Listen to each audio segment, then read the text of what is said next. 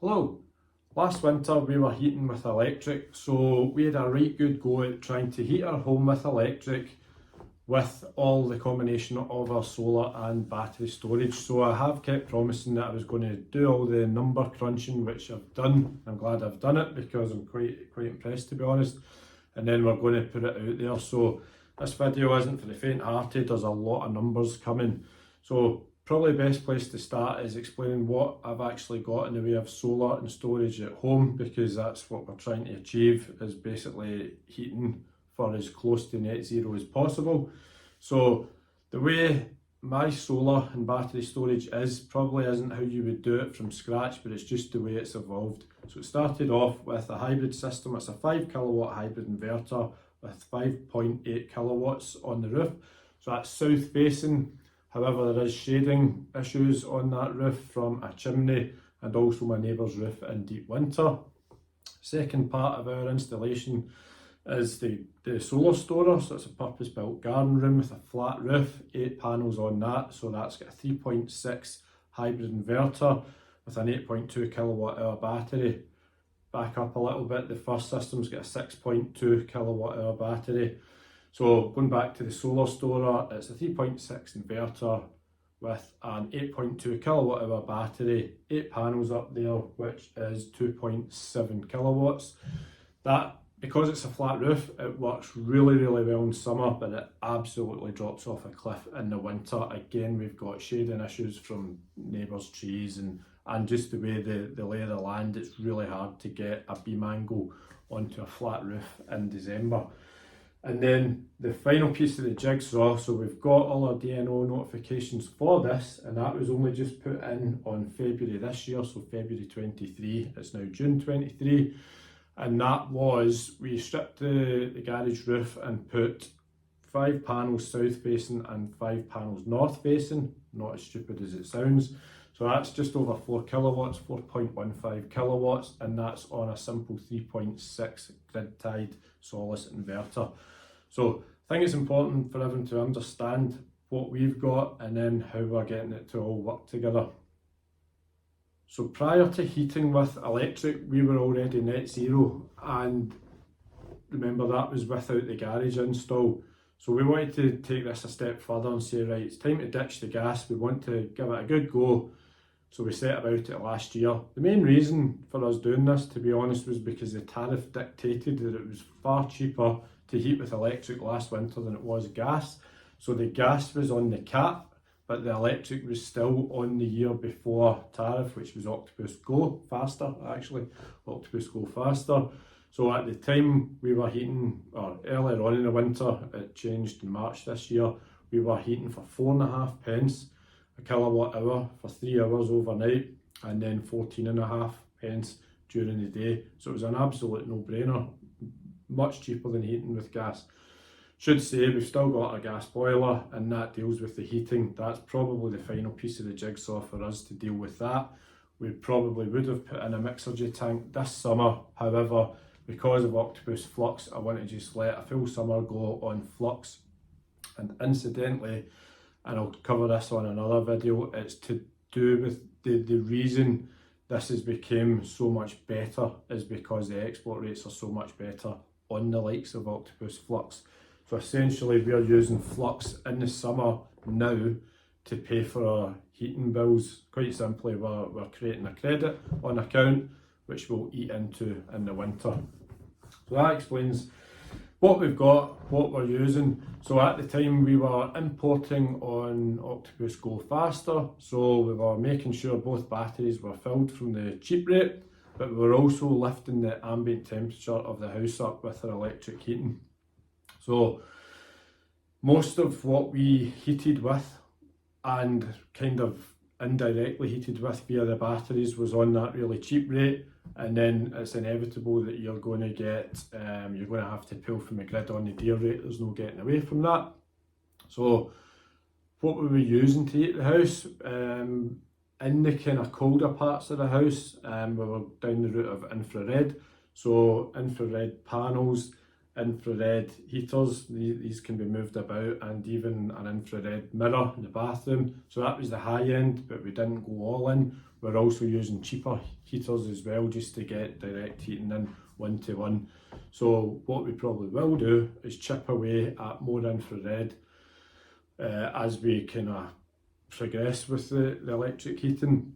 Infrared's brilliant, I love it. It took me a while to get my head around it.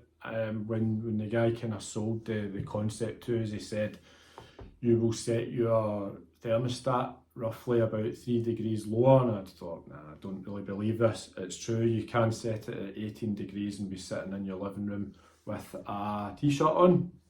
So most of it came from infrared and cheap heating, and we also do have a log burner, which we've not used a lot of, purely because the price of wood is far more expensive than the price of energy. And then we've got some environmental reasons for not wanting to use that so much as well. So that's what we've been using to heat the home. So let's go through the numbers. So for the purposes of this, we're going from September to April, but the heating wasn't on, you know, at the start of September or the end of April, probably halfway through. So that's 8 months worth of heating, but realistically probably nearer 6 to 7 months. So I have done the data logging on what we were using. So September, so it's all about grid pull for us. So I suppose we need to think about the grid pull, because that's what we're paying for, coupled with the fact that we are getting our free solar energy.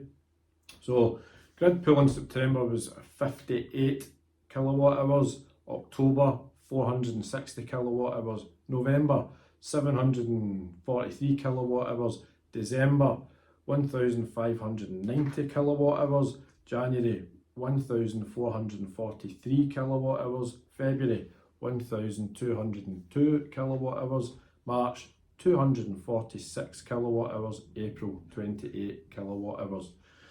So let's take the deep winter months. So December, out of that 1590 kilowatt hours that we imported from the grid, 865 were on the cheap rate. So that's, remember, lifting the heat of the building on the cheap rate and charging 2 batteries. And then on the dear rate, it was 725. So that was the worst month for sure. December last year was really cold. It was -6 degrees for about way over a week. I know that because I actually got frostbite working on the roof. January, we imported 1443 kilowatt hours.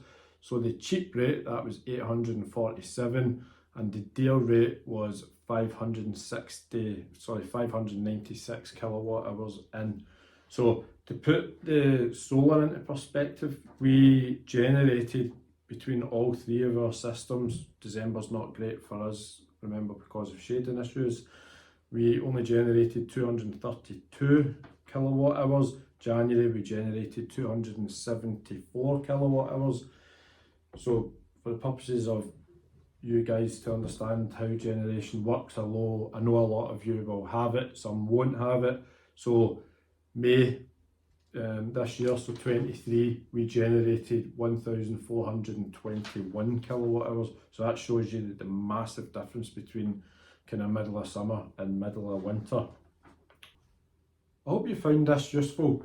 So basically, you've got to play the game, just like everything else with solar and energy storage. If you are trying to heat your house with electric, getting the tariff is absolutely crucial.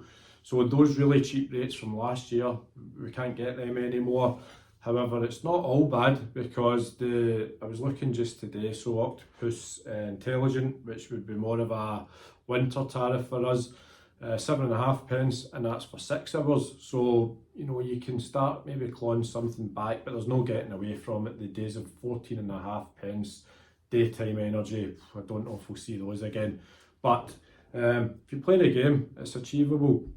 One thing I never covered earlier on, and I should have, is essentially what size of house have we got. It's a sort of 3-4 bedroom house. It's a bungalow, 1930s. We've tried our best to insulate it as best as we can. Don't think there's anything more we can do. The back of the house is fairly modern. It's about 15 years old, with a kind of extension with all sorts of insulation. So that certainly holds the heat a lot better than the front. and incidentally the front doesn't see much sun, especially in the winter either. So it's probably worth noting that. So that's what we've done our average consumption on. So again, going back to that very quickly, roughly 45 kilowatt hours to 60 kilowatt hours per day. Now that's the full consumption. So again, you would take about 12 kilowatt hours per day off of that, and the rest is heating. So hope you found that useful. And then if anyone wants to know all the numbers, so that's all the numbers, so that's the grid pull on the cheap rate, the deal rate, and then the offset against what our actual generation was, because that's the figures that adds up to consumption. It's the grid consumption or the grid pull and your solar generation. Ultimately that's the sums. It's as simple as that, and just spent a while doing that. So if anyone wants to know that information, get in touch, or if I can figure out a way of getting that in some sort of link down below, I will do that. Thanks for listening. Bye bye.